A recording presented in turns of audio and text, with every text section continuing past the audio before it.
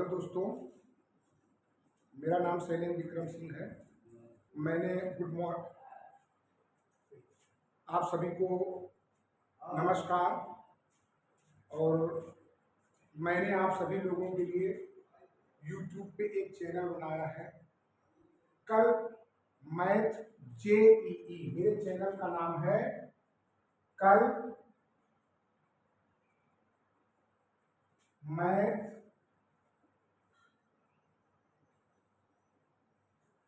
JEE। मेरे चैनल का नाम है। मैं आप लोगों को इस चैनल पर पूरी JEE की मेंस की और एडवांस की सीरीज इस पे मैं सॉल्व करूंगा। टोटल आज ये मेरा पहला वीडियो है, आप लोगों के लिए मैं इस पे सॉल्व करूंगा और आप लोग लगाइएगा। जो भी आप लोग प्रश्न करते हैं उसी हिसाब से इस पे हम वो करेंगे, मतलब सॉल्व करेंगे। और आप लोग जानते हैं जो जिन लोगों को JEE की तैयारी करनी है कि 11th क्लास का 45% कोर्स पूछा जाता है और 12th क्लास का 55% पूछा जाता है। तो लोग क्या करते हैं कि 11th क्लास से थोड़ा वो लोग इग्नोर करते हैं कि नहीं वो कर लेंगे आगे, लेकिन क्लास कोर्स दोनों पूछा जाता है। और ये भी जानते हो कि कोई आसान परीक्षा नहीं होती है, टफ परीक्षा होती है। JEE मेन अपने आप में JEE परीक्षा काबिल तारीफ है। उसका हम पूरा एक वीडियो बनाएंगे, आपको पूरा सिस्टम बताएंगे कैसे क्या है, खैर वो बात की बात है। दूसरी चीज, और आप ये भी जानते हो कि मैथ में स्टेप वाइज स्टेप चला जाता है, फर्स्ट सेकेंड थर्ड। अगर आप सोचो कि हम डायरेक्ट यहाँ पहुंच जाए तो उससे भी कोई मतलब निकलने वाला नहीं है, ना उससे आपको कोई लाभ मिलने वाला है। तो इसलिए हम मैथ को बिल्कुल स्टार्टिंग पॉइंट से हम यहाँ आपको समझा रहे हैं। हम सेट थ्योरी चलाने चल रहे हैं। सबसे पहले आपको हम सेट थ्योरी बताएंगे और हाँ, बेसिक केवल यहाँ पे इतना ही बताया जाएगा जितने की हमें आपको जरूरत है। मैंने इस सीरीज में सवाल में जो बेसिक की आवश्यकता पड़ेगी वो मैं आपको यहाँ बताता रहूंगा और लगाता रहूंगा। उससे ज्यादा आपको यहाँ करने की जरूरत नहीं है, क्योंकि ये चैनल हमने बनाया है केवल सीरीज सॉल्व करने के लिए, JEE मेंस और एडवांस के लिए।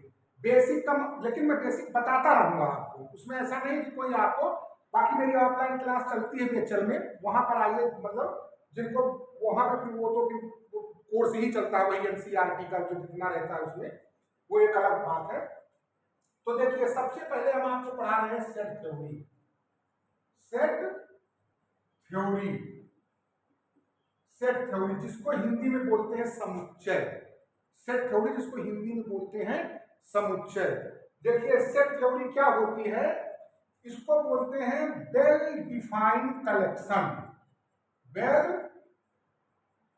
Defined collection, well defined collection जिसको कहते हैं सुपरिभाषित संग्रह। हिंदी में कहने का मतलब है, वेल डिफाइंड कलेक्शन का मतलब होता है कि जिसमें बिल्कुल उचित रूप से जो सही हो, यानी कि ये नहीं कि किसी का कुछ आए, किसी का कुछ आए, मेरा कुछ आए, नहीं, सबका आंसर सेम आए। यानी कि अगर 10 लोग हैं तो 10 के 10 का आंसर सेम आना चाहिए, उसी को कहते हैं वेल डिफाइंड कलेक्शन। वही होता है समुच्चय या सेट थ्योरी। तो जैसे मान लीजिए कि मैं आपको एग्जांपल देता हूं, A बराबर all river in India, all river in India. अगर ये है, मान लो कोई कह दे B योर फेवरेट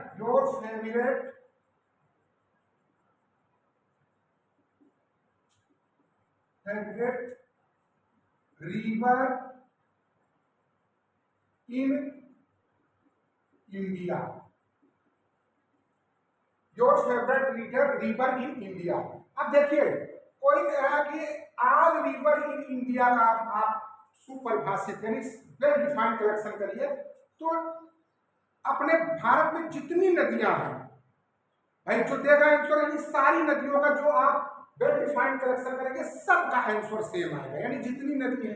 आप कोई कह रहा है कि योर फेवरेट रिवर, आपका फेवरेट मतलब रिवर क्या है? अब भाई मेरी चॉइस कोई नदी हो सकती है, दूसरे की चॉइस कोई रिवर हो सकती है, तो इसमें आंसर अलग अलग आएगा, यानी ये वेल डिफाइंड कलेक्शन नहीं है और ये आपका वेल डिफाइंड कलेक्शन है। तो इस प्रकार देखा जाए तो ये एक इसी को कहते हैं सेट थ्योरी, यानी कि well defined collection.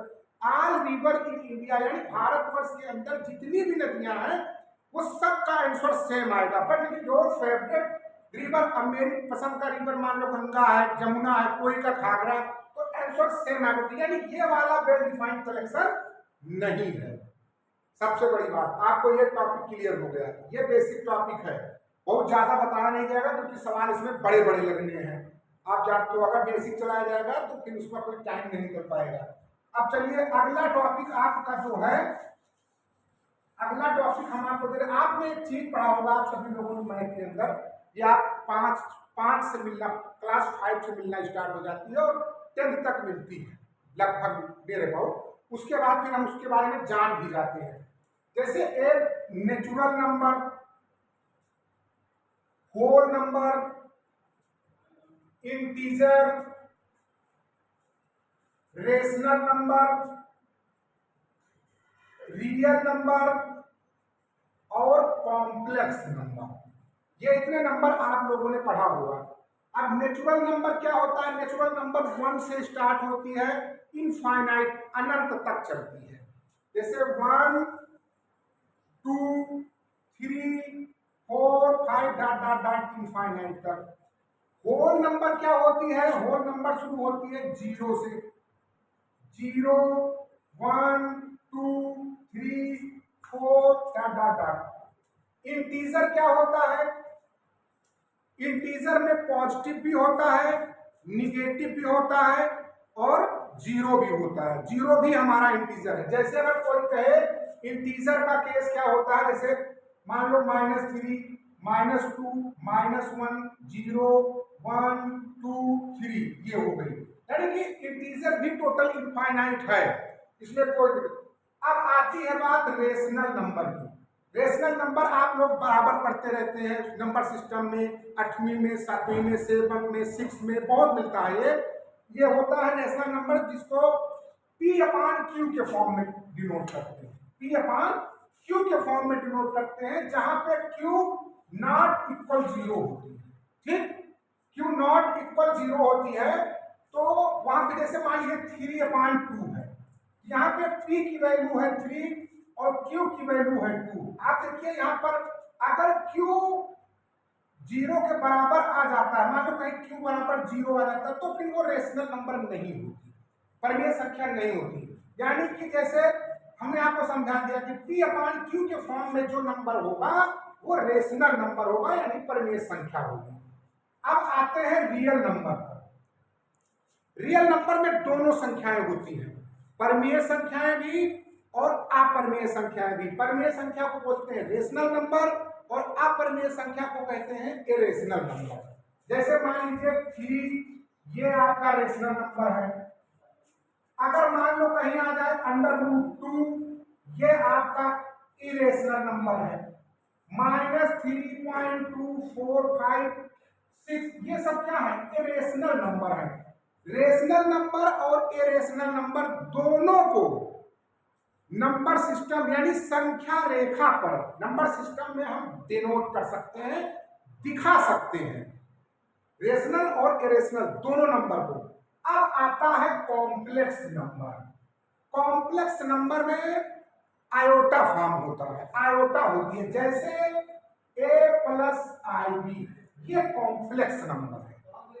Complex number में अब ये भी एक कॉम्प्लेक्स नंबर है, A+0i।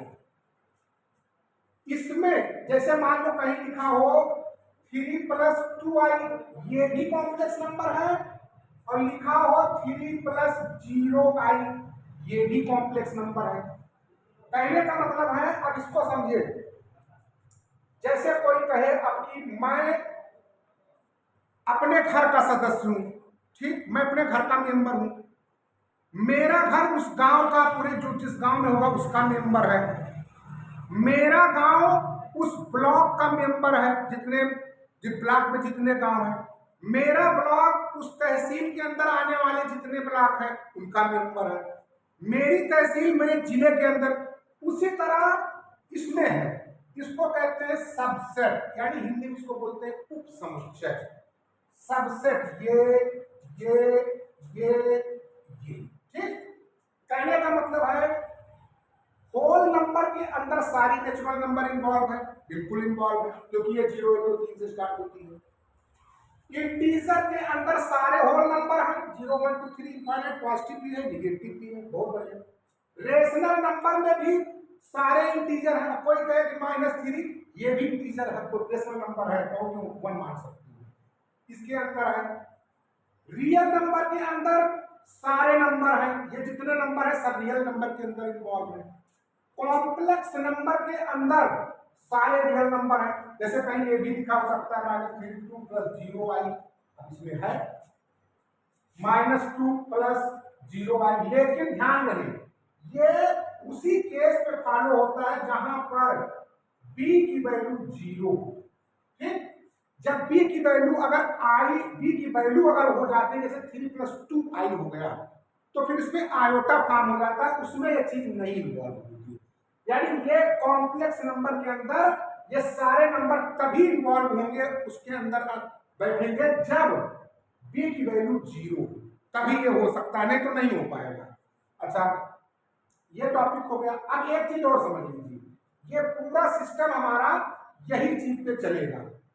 हाँ, अब जैसे i की वैल्यू होती है -√1, ये जानते हैं आप, क्योंकि i² बराबर होता है -1, तो i बराबर -√1 हो जाएगा। -√1 को नंबर सिस्टम यानी संख्या रेखा पर हम नहीं दिखा सकते हैं, हम नहीं दिखा सकते संख्या रेखा पर, तो इस वजह से इसीलिए यहाँ पर b की वैल्यू का 0 होना आवश्यक है।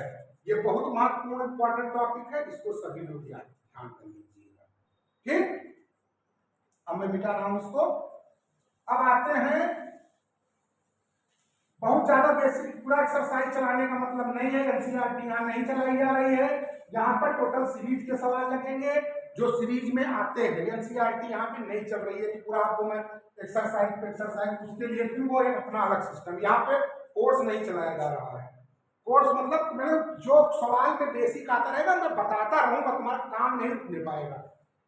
अब सेट थ्योरी के अंदर देखो, सेट को दो हिसाब से शो करते हैं। एक तो होता है रोस्टर फॉर्म,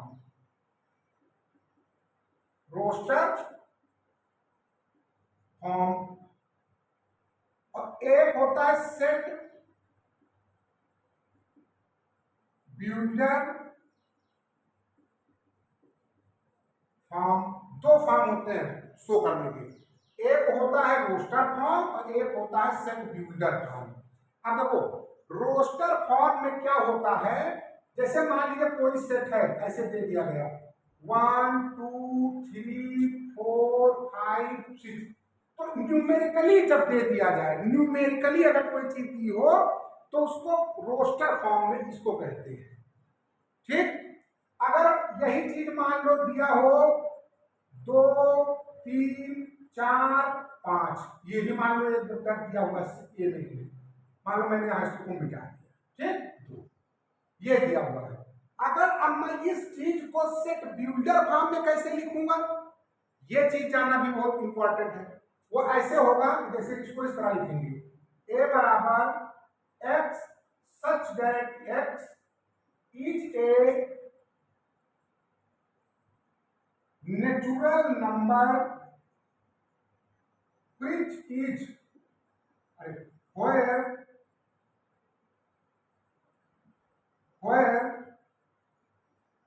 x बड़ा है, x is greater than 1 and less than 6। देखिए यहां पर इसके अंदर जितने एलिमेंट हैं वो सब 1 से बड़े हैं और 6 से छोटे हैं, ठीक। अगर मैं इसको सेट बिल्डर फॉर्म में लिखूंगा तो ये इसे लिखूंगा। बहुत सारे सवाल लगेंगे, सब धीरे धीरे क्लियर होता रहेगा। इसमें कोई बहुत बड़ी घबराने की बात नहीं है। और एक चीज सुनो, अब ये हो गया मतलब कहने का मतलब, ये हो गया आपका रोस्टर फॉर्म और ये हो गया सेट बिल्डर फॉर्म। यही दोनों आपके ये दोनों फॉर्म होते हैं सेट लिखने की जो मतलब वो होती है। अब मैं इसको मिटाता हूं, देखो अगला चीज। अब कोई कहे कि मान लो एक फॉर्म और देखो, कहीं कहीं सेट इस तरह भी लिखा रहता है X Y such that x equal y plus 1, ऐसे दे देगा। where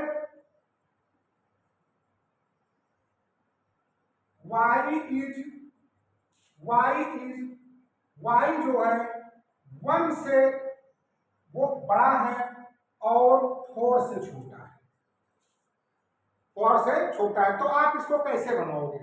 तो सबसे पहले मान लो मैंने मान लिया कि y की वैल्यू अब 1 से बड़ा है, यानी 2 एलिमेंट बन रहे हैं, एक y की वैल्यू 2 बन रही है, 2 बन रही है और 3 बन रही है। भाई 4 से छोटी 2 3 और 1 से बड़ा 2 3।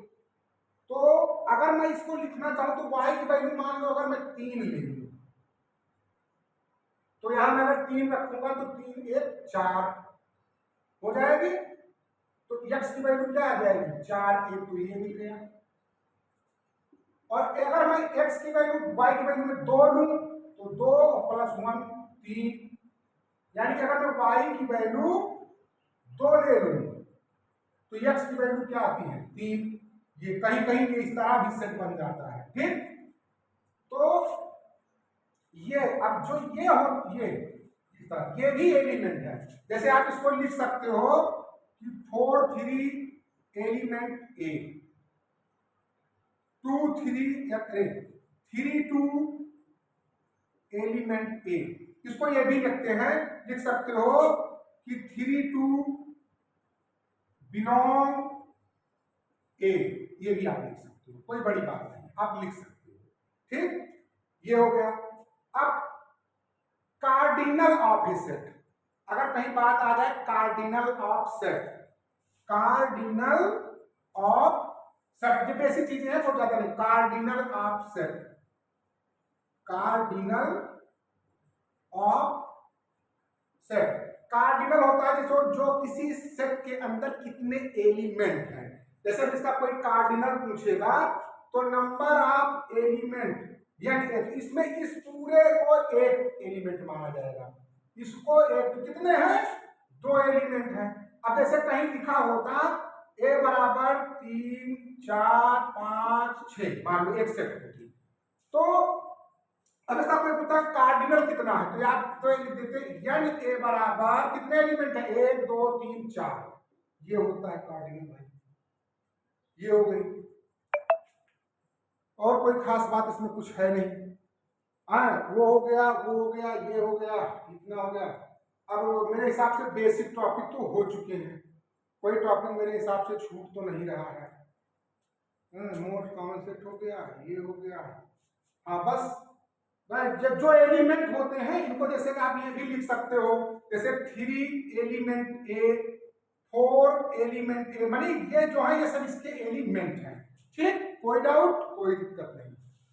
अब मैं चल रहा हूं आपके सामने, बोर्ड पर सवाल है। अब सीरीज का सवाल है 2025 में 22 जनवरी को फर्स्ट शिफ्ट में जेईई मेन में आया हुआ क्वेश्चन है। बढ़िया क्वेश्चन है और सीरीज आज से चालू कर रहा हूं मैं, टोटल आए हुए सवाल लगवाऊंगा मैं, टोटल सीरीज। और आज पहला दिन है, पहला वीडियो है, आगे मैं बहुत तेजी से लगाऊंगा। आज आप लोग देखिएगा, शुरुआत हो जाए। देखिए कह रहा है कि लेट ए बराबर 1 2 3 डॉट डॉट, यानी ए एक सेट है जिसके अंदर 1 से लेकर 10 तक नंबर्स हैं, एलिमेंट है, ठीक। बी एक सेट बनेगा, वो m अपान n बने के फॉर्म में बनेगा, m upon n, such that m comma n element A, यानी ये जो m अपान n बनेगा वो इसी सेट ए के एलिमेंट से बनेगा। मतलब ये नहीं है कि कहीं पांच, यही 1 से लेके 10 तक के एलिमेंट को मतलब इसमें एडजस्ट करके हमें बनाना होगा। अगली शर्त उसने ये भी दिया है कि यम यानी कि न्यूमरेटर का डिनोमिनेटर से परमानेंट छोटी होगी, ये भी उन्होंने कह दिया है। एंड जीसीडी एम एन यानी कि न्यूमरेटर और डिनोमिनेटर यानी कि अंश और हर के बीच जो एचसीएफ है, कॉमन ग्रेटेस्ट कॉमन डिवीजर जो है वो हमेशा 1 होना चाहिए। अब देखो पहले कंसेप्ट पढ़ लो, M upon N such that M comma N element A यानी एम और एन दोनों इसके एलिमेंट होंगे। यम परमानेंट एन से छोटी होगी और एम और एन के बीच जो जेसीडी होगी वो परमानेंट 1 होनी चाहिए। ठीक, मैं लगाता हूं तो क्या कह रहा है, then number of element is equal, यानी बी में कितने एलिमेंट बन सकते हैं, कितनी संभावनाएं हैं इस कंडीशन पर, यही चीज हमको फॉलो करनी। देखो हमारे पास, देखो अगर मैं सबसे पहली कंडीशन, हमारे पास जो सबसे छोटा नंबर इसमें है वो 1 है। ठीक, अब अगर मैं n की वैल्यू, अगर मैं n बराबर 1 के लिए चल रहा हूं, ठीक, अगर मैं n की वैल्यू 1 ले लूं तो इसमें आप बताइए कोई नंबर 1 से छोटा है? नहीं है ना भाई। उसने पहले कंडीशन कह दिया कि n हमेशा n से छोटा होना चाहिए, यानी कि n बराबर 1 के लिए केस जो है वो फेल है। क्या है? फेल है, नहीं लग रहा है। ठीक, अब पहले समझ लेना, यानी कि n बराबर 1 फॉर, यहां से लिखो फॉर n बराबर 1 m upon n case fail. ठीक, फेल है, यहां पर फेल हो जाना है केस। ठीक, बड़ी राइटिंग थोड़ा वो है, आराम से समझिए, ये CASEFAIL। ठीक, अब चलते हैं हम सेकंड, यानी कि फॉर n बराबर 2 के लिए। ठीक, तो m upon n equal, n की वैल्यू अगर मैं 2 रख दूं, n की वैल्यू, तो इससे छोटा इसमें कोई नंबर है? 1 है, यानी कि हमको b की वैल्यू क्या मिल गई? 1/2, एक एलिमेंट मिल गया। ठीक, अगर मैं n बराबर 3 के लिए चलूं तो m/n यानी कि 3 से छोटा क्या हो सकता है? 1, फिर 3 से छोटा क्या हो सकता है? 2 एलिमेंट बन गए इसमें। ठीक, अब इसमें कितने एलिमेंट बन गए? 2 एलिमेंट। चलो भाई, अगर मैं n बराबर 4 के लिए चलूं, n बराबर 4 के लिए, तो m/n की क्या वैल्यू है? बहुत अच्छा क्वेश्चन है, समझ लीजिए। m/n तो 4 से छोटा क्या हो सकता है? 1, फिर 4 से छोटा क्या हो सकता है? 2, फिर 4 से छोटा क्या हो सकता है? 3।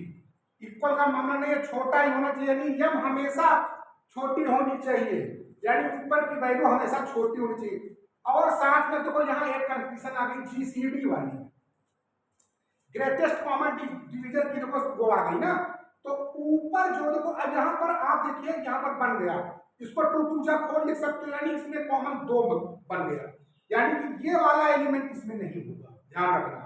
जीसीडी के अब 1 और 4 के बीच कोई कुछ का एक ही, 3 और 4, तो इसमें कितने एलिमेंट बनेंगे? 1/4 और 3/4। चलो भाई, अब मैं n बराबर 5 के लिए चलता हूं। अब यहां पर m/n की कितनी कंडीशन बनती है? देखो, अगर मैं एक बार 5 लूं n, तो 5 से छोटा 1, फिर 5 से छोटा 2, फिर 5, देखिए बहुत बढ़िया भाई, बहुत अच्छा क्वेश्चन लग रहा है। 5 से छोटा 3, 5 से छोटा 4, इतने कंडीशन बन गई। इसमें किसी भी टर्म में आप पहला, दूसरा, तीसरा कोई कॉमन नहीं है, न्यूमिनेटर और डिनोमिनेटर के बीच ओनली केवल क्या है? 1 कॉमन है, जीसीडी 1 है। तो इसमें कितने एलिमेंट बन गए? 4। अब देखो, अब आगे मैं चलता हूं, 5 हो गया ना। अब n बराबर मैं 6 के लिए चलता हूं, 6 के लिए क्या कंडीशन बनती है? m/n की कितनी वैल्यू है? अब 6 से छोटा क्या हो सकता है? 1, यानी कि m हमेशा छोटा होना चाहिए नीचे से। 6 से छोटा क्या हो सकता है 2, फिर 6 से छोटा क्या हो सकता है 3, 6 से छोटा क्या हो सकता है 4, 6 से छोटा क्या हो सकता है 5। अब देखिए आप यहां पर ध्यान से जीसीडी हम देखेंगे, यहां पर जीसीडी बन रही है 2, एक से ज्यादा, यहां पर भी बन रही है एक से ज्यादा, यहां भी एक से ज्यादा बन रही है। तो इसमें कितने एलिमेंट बन रहे हैं, केवल हमारे पास 1/6 और 5/6, ये 2 एलिमेंट बन रहे हैं। अब m बराबर 7 के लिए मैं लेता हूं m/n, m/n क्या बनता है देखो, अगर मैं 7 ले लूं तो ये 1, 2 भी छोटा, 3 भी छोटा, 3 भी, 4 भी छोटा है, 5 भी छोटा है, 6 भी छोटा है। ठीक, इसमें देखो किसी भी टर्म में जीसीडी 1 से ज्यादा की तो नहीं है, किसी में भी नहीं है। ठीक, अब n बराबर 8 के लिए मैं चलता हूं m/n की वैल्यू। ठीक, तो ये हो गया 8, 1, 2, 3, 4, 5, 6, 7। ठीक, ये बन गई। अब देखो इसमें जीसीडी कितना एक से ज्यादा बन रही है, एक तो ये बन रही है, एक यहां पे बन रही है, एक यहां पे बन रही है। ठीक, यानी टोटल कितने एलिमेंट बन जा रहे हैं यहां पर जो बच रहे हैं सिर्फ 1/8, 3/8,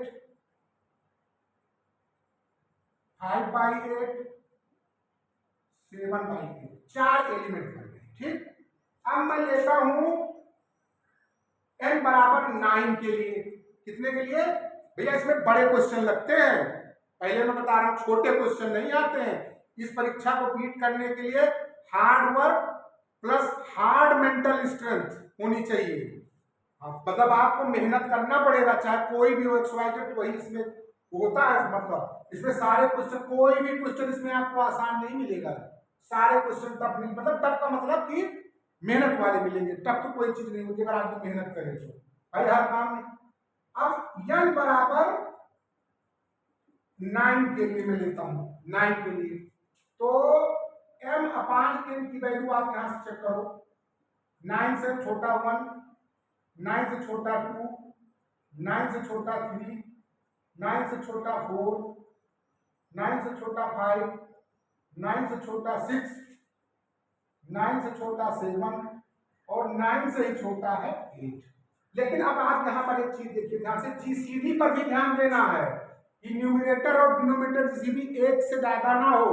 तो आप देखिए यहां पर ये, यहां पर जीसीडी 3 आ रही है, यहां पर जीसीडी पर आ रही है 1 से ज्यादा, यहां पर हाँ ठीक है 9 पे एक ये बन रही, एक बन रही, बन रहा। ठीक, अब कितने एलिमेंट बन गए इसमें 1/9, 2/9, 4/9, 5/9, 7/9, 8/9, ये एलिमेंट। अब मैं n बराबर, चूंकि कितने एलिमेंट टोटल है 10 तक है नंबर, तो 10 तक तो हमें कंसीडर करना पड़ेगा भाई। अब हम n बराबर 10 के लिए चलेंगे, 10 के लिए तो ये b सेट बन रहा है टोटल, ये b के एलिमेंट बनाए जा रहे हैं। ये सेट बिल्डर फॉर्म में दिया, अभी मैंने आपको बताया पीछे कि सेट बिल्डर फॉर्म में हमको थ्योरेटिकल दे देगा, न्यूमेरिकली हमें उसमें उसको बना करके लिखना होता है। सेट बिल्डर फॉर्म में थ्योरेटिकल थ्योरी के रूप में दे देगा, आप उसको पढ़ के अपने माइंड और समझ करके उसको आप न्यूमेरिकली फिलअप करेंगे उसके अंदर एलिमेंट। अब देखिए यहां पर m/n क्या बनेगा, देखो अगर 10 से छोटा 1, 10 से छोटा 2, 10 से छोटा 3, 10 से छोटा 4, 10 से छोटा 5, 10 से छोटा 6, 10 से छोटा 7, 10 से छोटा 8 और 10 से छोटा 9। अब इसमें देखो पहले जीसीडी कितनी ज्यादा बन रही है, एक तो इसमें बन रही है, एक इसमें बन रही है, एक इसमें बन रही है, इसमें भी बन रही है और इसमें भी बन रही है। ठीक, अब इसमें यहाँ एलिमेंट कितने बच रहे हैं 1/10, 3/10, 7/10, 9/10। ठीक, ये टोटल हमारे बी के सेट बन गए। अब हम कहता है कि number of B is equal to, यानी बी में टोटल कितने एलिमेंट बने हैं जो इस कंडीशन को फॉलो कर रहे हैं। ठीक, अब हम काउंट करते हैं। देखो पहला 8, 1 2 3 4 5 6 7 8 9 10 11 12 13 14 15 16 17 18 19 20 21 22 23 24 25 26 27 28 29 30 31। यानी कौन सा क्या ऑप्शन हमारे पास आया सही में? 31 विकल्प जो है इसमें, बी विकल्प सही है। यानी बी में 31 एलिमेंट इसमें बन रहे हैं। देखिए, और मैं आपसे अनुरोध करूंगा कि आप इंग्लिश की तरफ थोड़ा ज्यादा, यानी कि हिंदी जैसे यूपी बोर्ड वाले, क्योंकि आपको 12वीं तक ही, आप जैसे जो यूपी बोर्ड का बच्चा मान लो गया तैयारी करने, तो आपकी वहां पे छूट जाएगी, पेपर आपका वहां इंग्लिश में होगा। जो आप आगे कोर्स करेंगे वो भी टोटल इंग्लिश में ही होना है। तो थोड़ा सा शुरुआत में दिक्कत होगी उनको, बाकी तो जो सीबीएसई उनको तो कोई मतलब ही नहीं दिक्कत होने की, उनके लिए थोड़ा 4-6 दिन में वो एडजस्ट हो जाते हैं। तो थोड़ा सा आप देखिए, इसको लगाइए। ये आज मेरी पहली वीडियो है, अब मैं इसमें बराबर मेरा क्लास चलता रहेगा। मेरा नाम है शैलेंद्र विक्रम सिंह, पहले आप समझ लीजिए, शैलेंद्र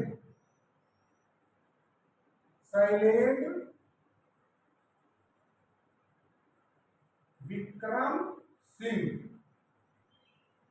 और मेरी ऑफलाइन क्लास भेद में चलती है, बेचल में, मैथ के लिए 11-12 के लिए आप वहां पे चलती है। जो मान लो पढ़ना चाहता हो मैथ 11-12 सीबीएसई पैटर्न किसी भी को, वो आप वहां पे मिल सकता है।